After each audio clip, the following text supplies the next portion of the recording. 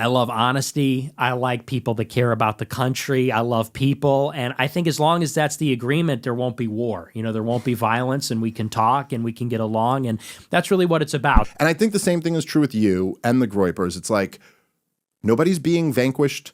We're all here. And in fact, what needs to happen is not vanquishing people, but incorporating. I think moving forward, there needs to be an uncomfortable coming together of people that have grievances, legitimate grievances with each other, but who both want harmony, want to live in peace, don't want bloodshed. What I was trying to say is that if I can change, Я думаю, что каждый тоже изменился and сегодня. you can change, Вы можете измениться. everybody can change. Каждый может измениться. So I just finished listening to the Dave Smith and Nick Fuentes podcast, over 3 hours long. I did not know it was going to be that long when I started listening. But between that and the Patrick Bet-David interview, I really think I'm coming around on this Nick Fuentes kid. So to be completely honest, I never really knew all that much about Nick Fuentes. I just thought he was like that gay Mexican kid. Like, didn't he blow Destiny? And then he showed up at like the Kanye I Hate All the Jews press tour. I denounced every celebrity I ever stood next to. God bless you. And you know, that's the Christian word of what I really want to say. Any celebrity, only celebrity that I rock with is Ray J. I was like, who is this kid? And he had this kind of smug look on his face, and I didn't really know him. To be completely fair, I did absolutely no investigation on him. I pretty much just took it as I was supposed to, that this kid like is a white supremacist and hates Jews and blah, blah, blah, and I just kind of wrote him off as like a nobody. However, I do remember Dave Smith saying vaguely positive things about him before they kind of had their public falling out, and I thought that that was odd, because Dave's like an incredibly rational guy, and I just was like, Nick Fuentes? Really? That's a weird take from Dave, but okay. And I also heard him mentioned on this up-and-coming YouTube channel that I really enjoy called The Right Wing Collective, where I heard him mentioned as like the new kind of Zoomer rights leader. And I was like, really? Nick Fuentes? Like, no, L take, dude. You gotta, not him. But truthfully, I was just showing my ignorance because I didn't really ever investigate this guy. I don't think I ever listened to a long form interview and really just heard like clips here and there.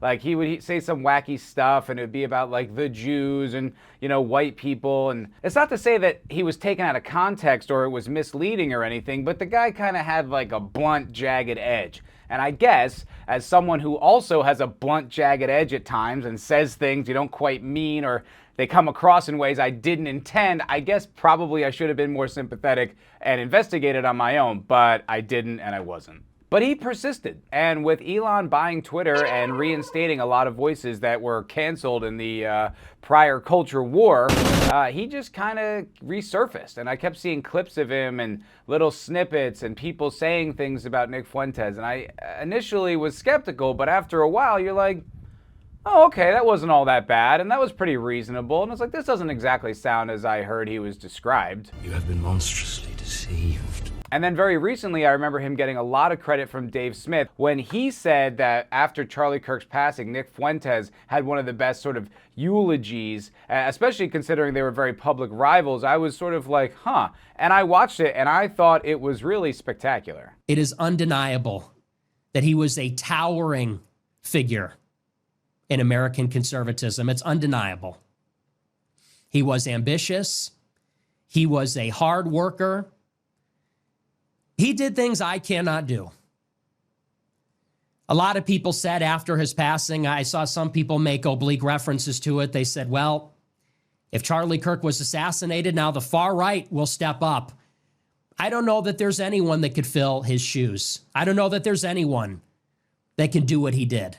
And as genuinely touching and poignant as all of that is, I still sort of have like broken clocks right twice a day kind of thing. That is, of course, until I watched the Patrick Bet-David interview, and then my perspective really started to change on this guy. Now, I'd like to say, just as a disclaimer, and especially because he is still such a controversial figure, I don't endorse or agree with every single thing that Nick says. I think some of it's a little extreme, and I think some of it's misguided, but I do respect him for speaking his mind as he sees it, and the older he's gotten, the better he's gotten at articulating that thing.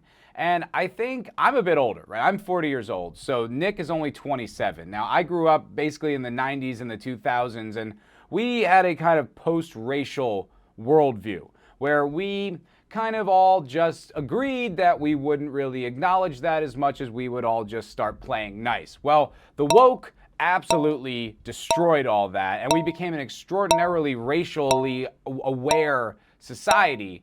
And Nick, that's the society he grew up in, right? I mean, if he's 27, that means he was born in 98, right? So when he was a teenager, that is like right the big resurgence, right when that really started to push under Barack Obama's second term.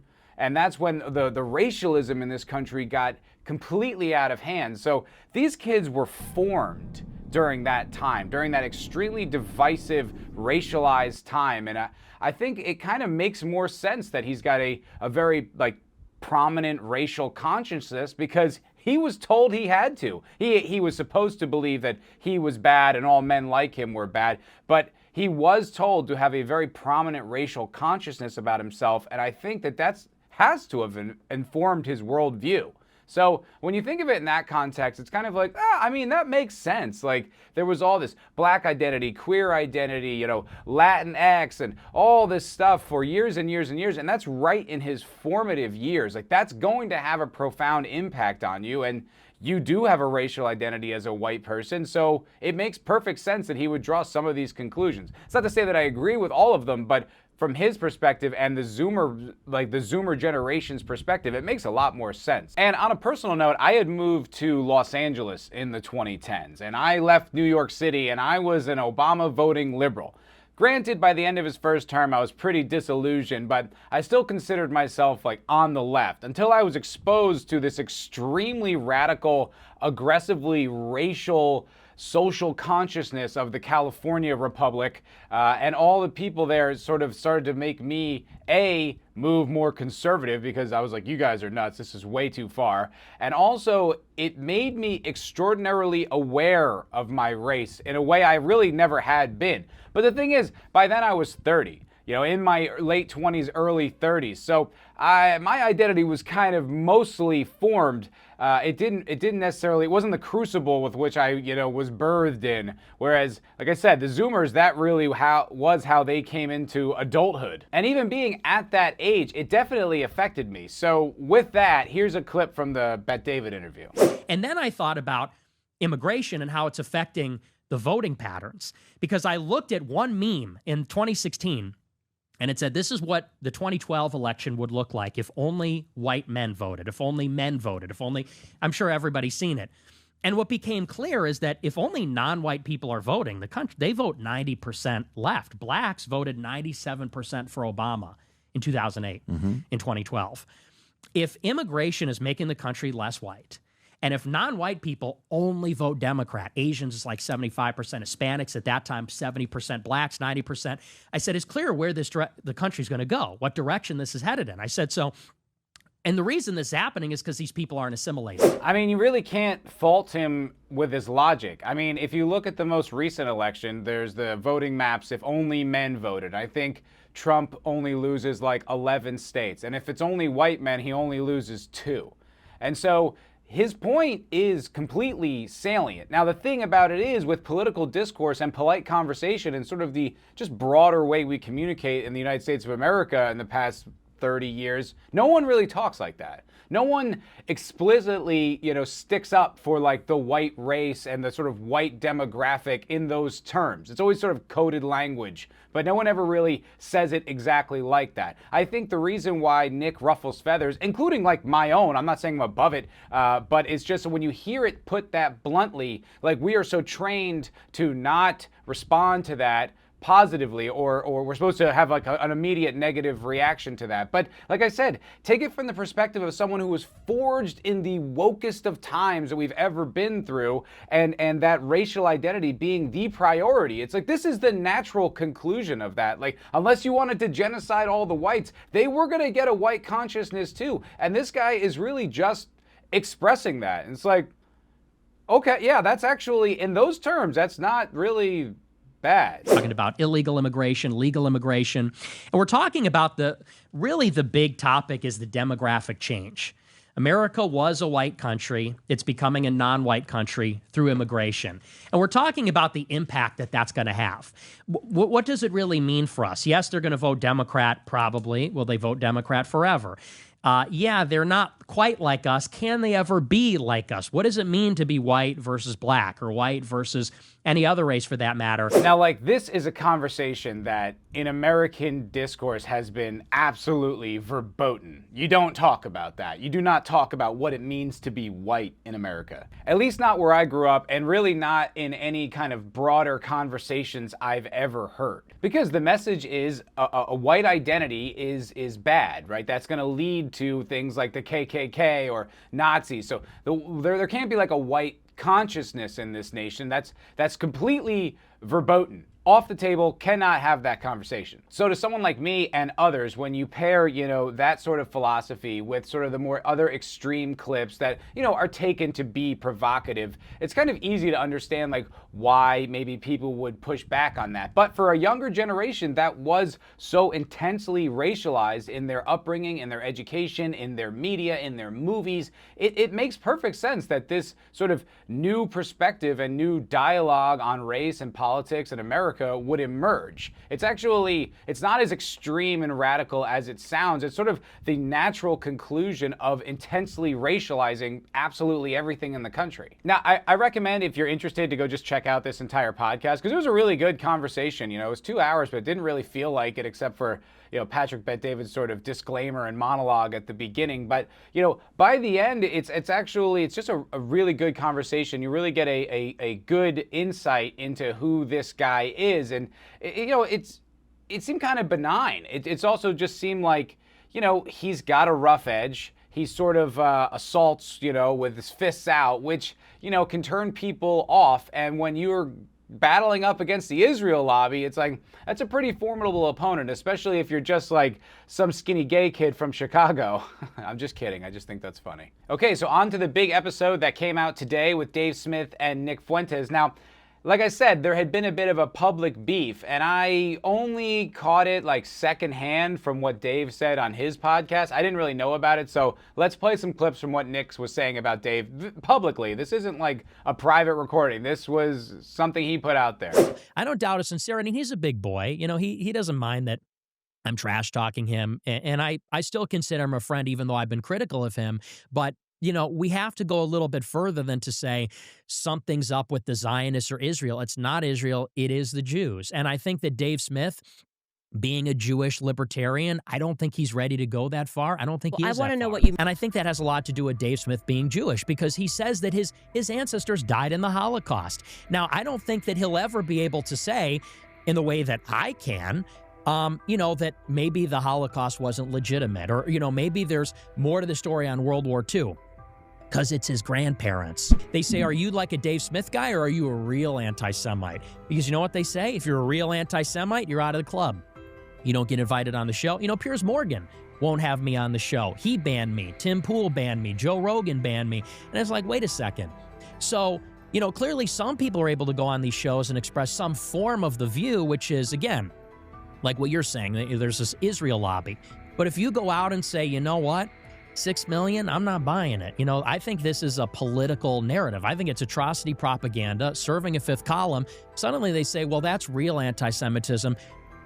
We want nothing to do with that. You remain outside. Kind of putting Dave on blast. I mean, essentially saying he's like the house Jew who's like, oh, they'll let in, but, someone like me who's far too extreme, like they won't let me talk. And it's kind of like, Nick, most people don't want to have someone on who denied the Holocaust. Like, even if there's a good conversation to be had there, it's kind of a lot of baggage, man. It's a little bit of a contentious subject. Now, you can debate the merits of why that is, and, I do think it's a little weird. It's like, if it's a sacred thing, it's like, no one would ever grow up my ass if I was just like, oh, only 40 million Russians died versus 60 million or whatever the numbers are. Like, nobody would be like that big of a deal. But if you talk about how many Jews died in the Holocaust, and they're like, that's a sacred number. I understand that is a contentious thing. But Nick, you have to understand, like, not everybody is really all that excited to have that conversation. You know, it's a little bit of a hot button. Like, let's be completely honest. And it did come across, especially me not really knowing Nick, it did come across as somebody who was like whining.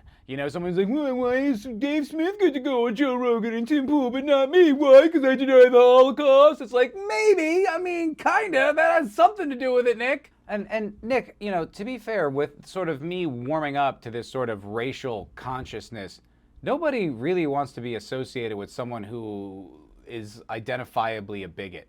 And I also don't really want to hear from that person, because it's like, I can't really trust you now. Not to say that what you're saying is, you know, bad or lies. It's just like, you're biased. You know, you're giving me biased information, and it's not really helpful. And, you know, as they will discuss in the Dave Smith show, we are a multicultural society. We are a multiracial society. Like, at some point, we do just sort of have to accept that, you know, to what number that is moving forward is the discussion of immigration and all that stuff. But I can't just be like, well, you know, yeah, he hates blacks, but he's a great pool player. It's just like, you have to, it's just one of these things. It's a thing that like turns off a lot of people, and none of these people owe you the right to put them on their show. So, you know, and this is an old clip, and I'm not trying to rake him over the coals for an old clip. Don't get me wrong. But this is the context between like before like this conversation and now what happened when he came on Dave's show today. And to both men's credit, they addressed the beef actually on this episode. Not that that's that surprising, but you know, could be a little awkward. And they both dealt with it head on. And I thought like true menches. And what it appeared to me to look like is that you and a few other more elevated Israel critics were going to kind of slam the door shut behind. They were going to kind of bring you in. And the reason they would bring you in is because you're Jewish, and that's part of it. But who was bringing me in, you think? Like you were on Joe Rogan. But I was on Rogan long before October 7th. But to talk about this. Yeah, but I was always talking about this shit on Rogan. What it looked like to me is you're being brought onto the shows, and they know maybe that you'll never go that far as a Jewish person, or maybe even as a libertarian. And a big red line was being drawn and saying, but you are still an anti-Semite. You are still banned on YouTube. You are banned on the shows. Fuck you. You're all the way over here. And that's why I like you, and I respect you, and I think you're brilliant. And I didn't mean to attack you as a guy, although maybe I crossed the line here and there, but you did become a very central, and you recognize it, influential figure in this big conversation. And I looked at you maybe as like, whether you intended to or not, as a mediating force or a mitigating force in the conversation. That's where I came at it from. For what it's worth, Nick, there is currency in being precise, right? Like, you can say certain things and mean them, but they might come across like with a lot of edge that isn't necessarily attached to it. Now, look, I'm not like, you know, some poetic wordsmith. I say some blunt things too, and you get a few drinks in me, it might be a little rowdy, and I completely respect that. But, you know, I don't know, I've been on the air for years. I don't think there's anything that you could pull from things I've said that would be just like horrific. Because I'm aware of when I'm talking on a microphone. And it's like, I know Nick does it every day, and he's been doing it since he was a kid. And I'm not trying to say, you know, I'm no free speech cop. But, you know, there's a reason why some people might find some of the things you say distasteful. There's ways to say stuff that is accurate without being like completely abrasive. And look, you know, think of that what you will. Maybe you think I'm a pussy for saying that, and I'm not, you know, hard-edged to say what I really think or whatever, which is okay.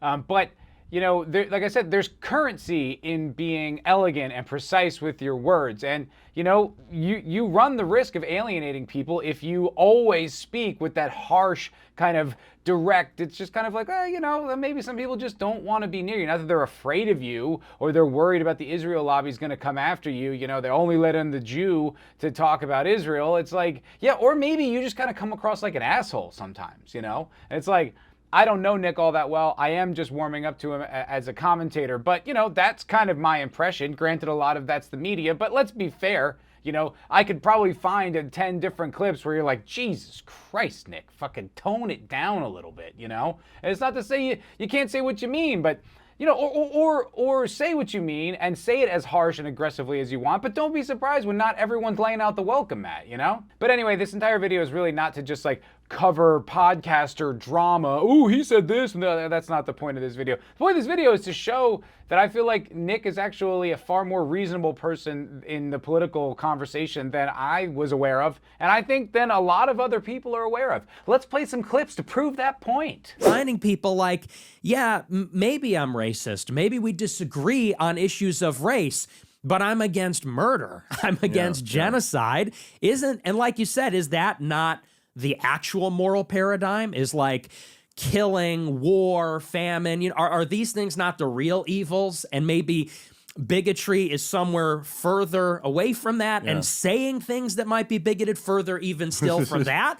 And we live in a society now where it seems like if you have ever uttered anything that's bad, it haunts you. Now that is a fantastic point. I mean, like I said, as someone who was raised in the sort of liberal paradigm that, you know, most Americans have been raised in, or many Americans anyway, were raised in this sort of paradigm, like that's a great point. I mean, we really do look at these crimes, you know, with this sort of like this weight. That like saying something bigoted or saying something racist or insensitive or what, that's like the top of the heap crime. And we would unironically debate whether or not, well, you know, he shouldn't have said this or he meant that, instead of like, wait, we're talking about how many murders go on, how many bombs are dropped, how many violent attacks, and it's like, this is really what we need to focus on. It's truly like the cardinal sin of sort of modern liberalism, modern left-wing thinking, is just like the worst thing you can do is just say something offensive.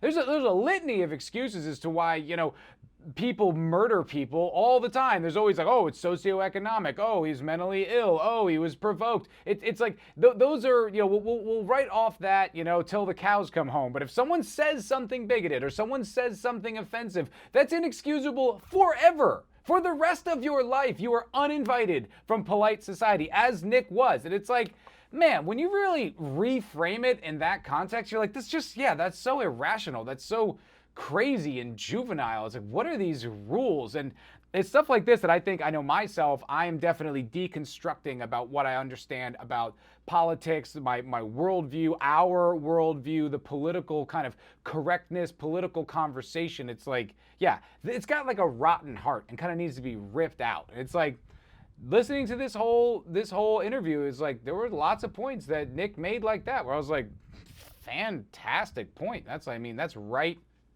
Nail on the head. If we want to have an open society, and that's ironic coming from me, but we do need libertarian Nick Fuentes. Yeah, sort of. It's like you do need some level of tolerance, actually, to inoculate yourself from using reputational destruction for political control, because that's what I've come to realize about it. The evil white supremacist Nazi is preaching tolerance? My God, you're right. He is horrible. How could anyone stay away from this toxic man? He wants you to tolerate other people's opinions and things they say. What a monster!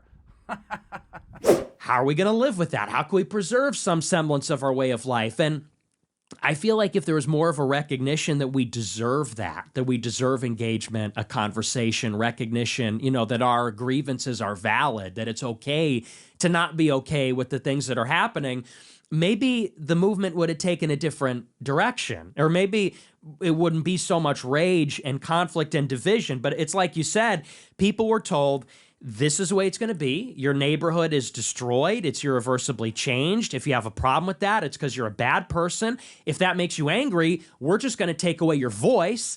And if you riot, then we're just going to throw you in jail and ruin your life. And it was just kind of like, I said this on my show, doubling down, always doubling down, ignoring intolerance. I know that's like trite at this point, but ironically, you know, the proponents of tolerance were intolerant of anyone that wasn't on board and anyone that didn't look like the new American they wanted to make. No lies detected there. You know, I think in this particular clip, Nick is talking about how he looked at the MAGA movement in like 2016. But I think that is really what significantly shifted the culture. You know, there were a lot of people in 2016 who were fans of Trump and sort of MAGA or whatever. But I don't know that it was a majority yet, you know. But then over the next 4 years, you know, you saw all the shenanigans that happened with, you know, framing him for treason and then lying about COVID for 4 years and shutting down businesses and deplatforming anyone that did any kind of infraction that this sort of leftist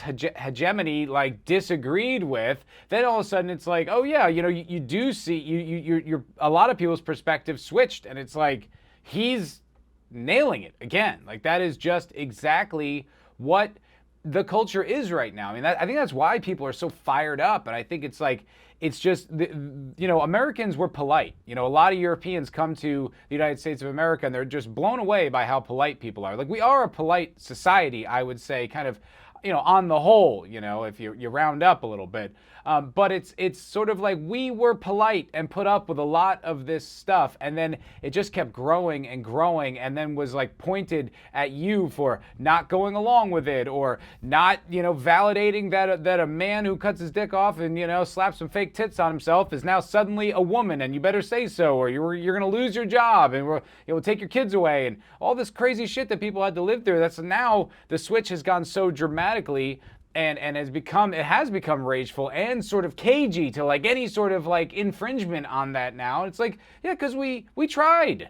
You know, we put up with it for a really long time. We tried to go along with your nonsense, and there was never like a, oh, okay, we're satisfied point. It's like, now we'll take this, and now we'll take that. And now it's like, oh, well, now you don't get anything. Now that we know that that's your game plan, you know, go screw. And I said, no lies detected here with Mr. Fuentes. Now that people are kind of like banging on the door of the liberal elite saying like, get out. Now they're willing to have the conversation. Now they're saying, all right. Okay, maybe we could talk about turning some of this stuff back. And I've said on my show, I just hope this is the moment when there's introspection and we do talk and we find a resolution, because my fear is that we blow right past that and the worst elements with the worst impulses, because they are vindicated in some sense, are going to take control of this, and it is going to be a lot of populist anger, real resentment, real rage, real hatred, cruelty, because I think that's a distinct possibility. This is the guy? This is the guy, the horrifying monster with all the terrible opinions? The guy who's genuinely concerned about a violent overcorrection where we're not pleasant to one another, and this does turn into like like some sort of aggressive, bloody, populist war? This is the guy that's with his horrifying opinions. You know, I don't know. Maybe you guys didn't listen to him either. Maybe you just, you know, took him at face value. I mean, his critics, not you guys in the audience, but it's just like, I probably would have thought that he would have thought the opposite of that. But he just expressed that he doesn't think that. In fact, it's like a very concerned point of view about the American people. It's like, I really hope that this doesn't get out of hand. It's like, that does not compute. I thought you hated everyone and you want this country to burn because it wasn't white enough or something. I don't know. This is the guy. This is the hateful guy. Doesn't seem. That's a pretty peaceful worldview, if you ask me. After Charlie got shot, I think there was a real threat of like war. I think there still is, because left-wingers are shooting people and blowing stuff up, and eventually a right-winger is going to retaliate, and then is it going to be like the 60s and 70s? That's a question. But I said on my show after Charlie died, the important thing is, let's get a new consensus of people that don't want that, that don't want war, that don't want their opponents to die, that don't want to murder each other. I said, I'm Christian. I don't believe in murder. I don't believe in revenge. I said, and not all people are Christian, and not all Christians believe that, actually. And so I think moving forward, there needs to be an uncomfortable coming together of people that have grievances, legitimate grievances with each other, but who both want harmony, want to live in peace, don't want bloodshed, leaders from both sides to come together. But I'm not optimistic. I think that the most cynical, calculating people rise to the top. They will incite and exploit the divisions.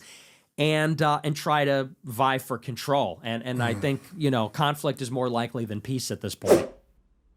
Peaceful consensus where people get to air their grievances together and hopefully avoid violence and revenge. I was told this guy was Hitler. I was told this guy, was like a Nazi that just wanted to wear the skin of dead minorities, That's not that. That's like really mature political thinking. It's being aware of the sort of bubbling violence that exists. I mean, as we will see, I mean, you've seen it already with Charlie Kirk, and you see it on the daily. It seems to be some sort of violence, a lot of it politically motivated all the time. And he's concerned that that's going to boil over, and we need to come to a new consensus, a new political reality where we peaceably air our grievances to one another in good faith and come to productive conclusions. This is the Nazi. That's the Nazi? I just don't remember that being part of any fascist Nazi ideology I ever heard.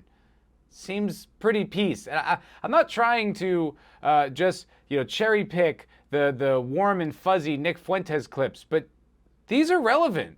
These are extremely relevant. Like they're shocking to me. I would imagine they'd be shocking to others because it's just not what you were told about this guy. And these are extraordinarily intelligent and reasonable conclusions that we all should be striving towards. Coming from Nick Fuentes. Coming from the worst guy on the internet. Maybe we didn't get the whole picture. Like when I was a teenager, we were getting called racist for everything. Everything was racist, everything. And I feel like a lot of people started out saying, how's that racist? I remember used to, like you said earlier, if you called them black and not African American, Right. in like 2012, that was a problem. Or colored instead of person of color, whatever. And he'd say, I don't hate anybody for their race. I feel like people have kind of gone full circle. And now 10 years later, people are like, they actually hate non-white people and go, yeah, I'm racist, so what?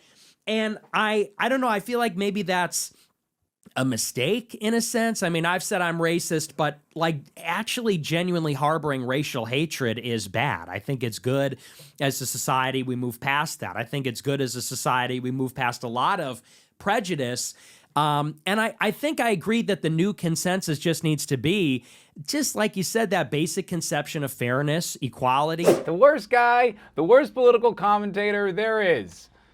I think it's bad to harbor racial hatred.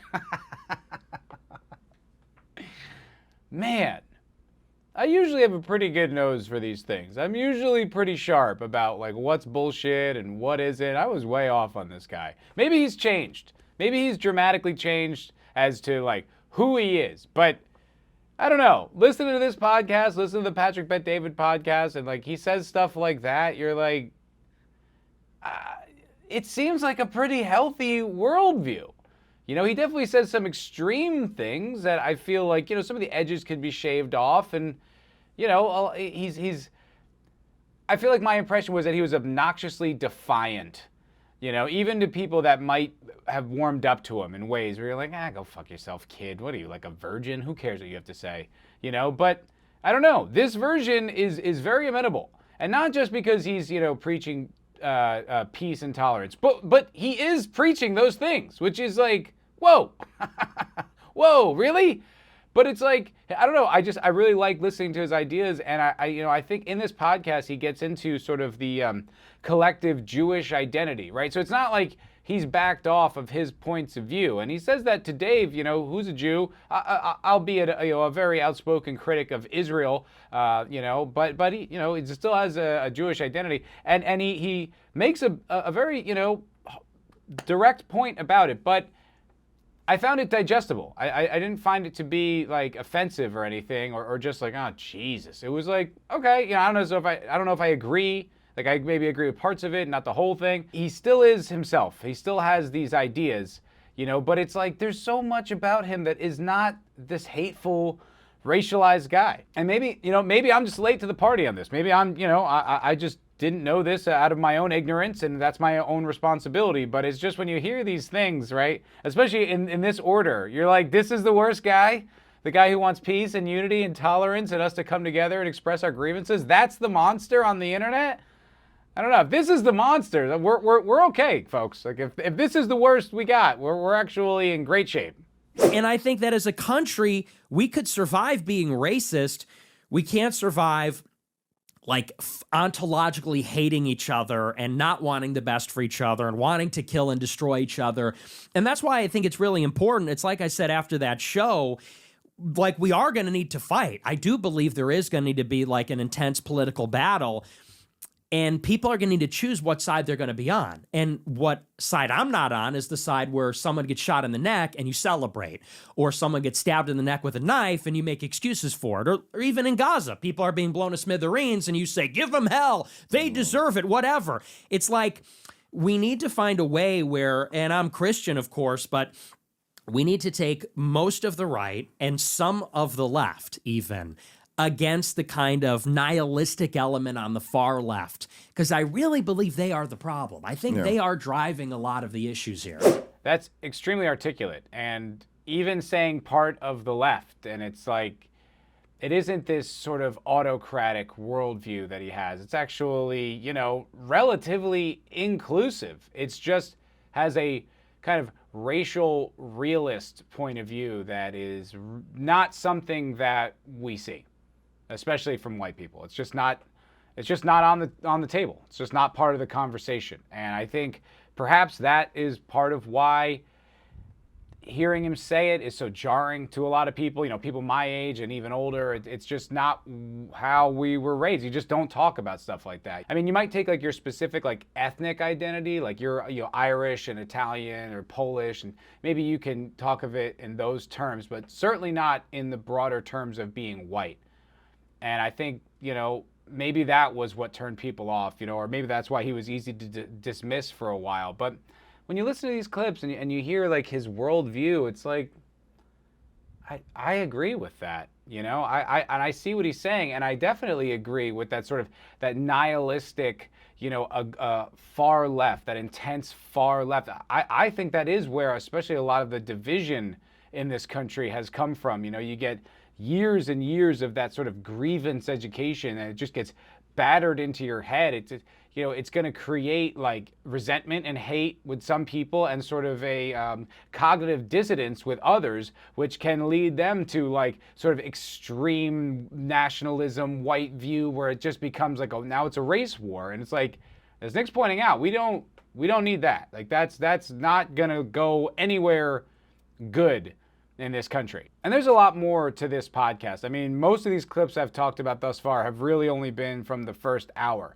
You know, I intended on sort of combing the whole podcast and pulling out these clips, but I think my point has been made, which is that he's a very reasonable person, far more reasonable than I was ever led to believe. I mean, like I said, I didn't do my own research, so fair point. But I learned a lot, and I thought there's a lot more to this guy than I was led to believe, and I'm here for it. You know, I'm definitely going to listen up more. You know, I don't know if I'm going to call myself like a fan, but I'm definitely, you know, when I see more interviews with him and more stuff come up, I'll be watching.